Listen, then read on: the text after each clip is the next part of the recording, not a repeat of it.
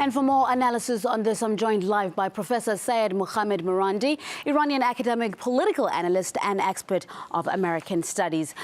Professor, Iranian leadership has never denied that if there's a foreign intervention in Syria, it could engage into war to protect its allies. Is the scenario becoming more realistic?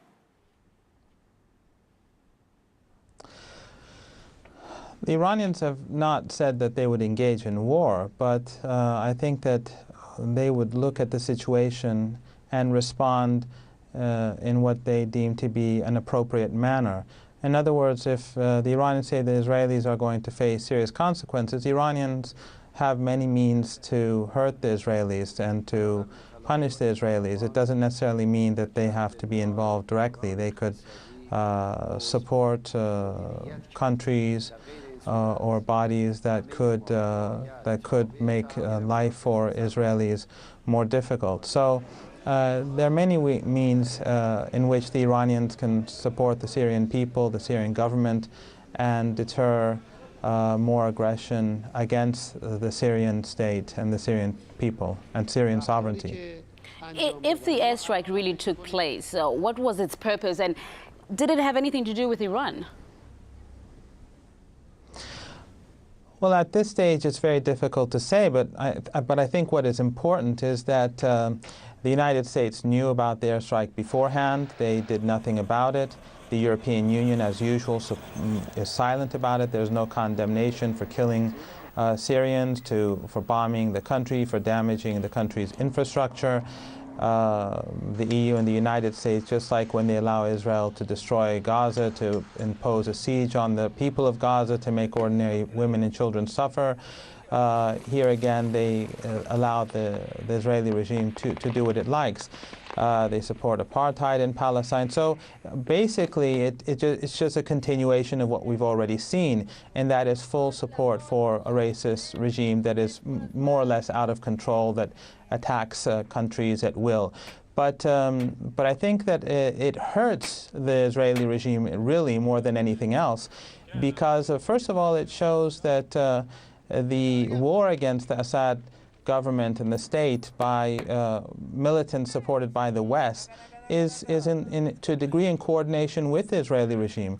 On the one hand, the Israelis are attacking Damascus, and on the other hand, Western and dictatorships in the Persian Gulf, they are aiding militants that are also attacking Assad in Damascus.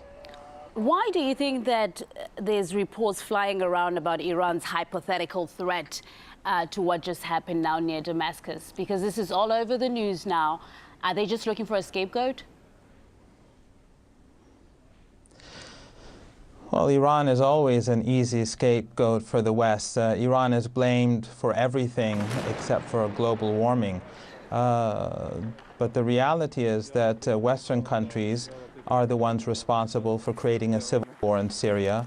They're responsible for the deaths of tens of thousands of Syrians because they are on a daily basis, with support of regional dictatorships and other regimes, trying to wreck the sovereignty and independence of the Syrian state and refraining from finding a peaceful solution. Western countries have destroyed the infrastructure of Libya, and they have created what we now see in Mali, and of course we saw the blowback in Algeria. So, you know, the culprits are Western regimes who allow also the most despotic and backward regimes, such as Saudi Arabia, to fund extremists that are expanding across the region. So there's no reason to blame Iran. Of course, Iran will defend Syrian sovereignty, and I think that the Americans and the Israelis should take this seriously, because the Iranians, through soft power and other means, have made life very difficult for the Americans and their allies in the region over the past decade, as we saw in Iraq, in Afghanistan, and in Lebanon. Syed Mohammed Marandi, Iranian academic, political analyst, and expert on American studies. Thank you for your analysis.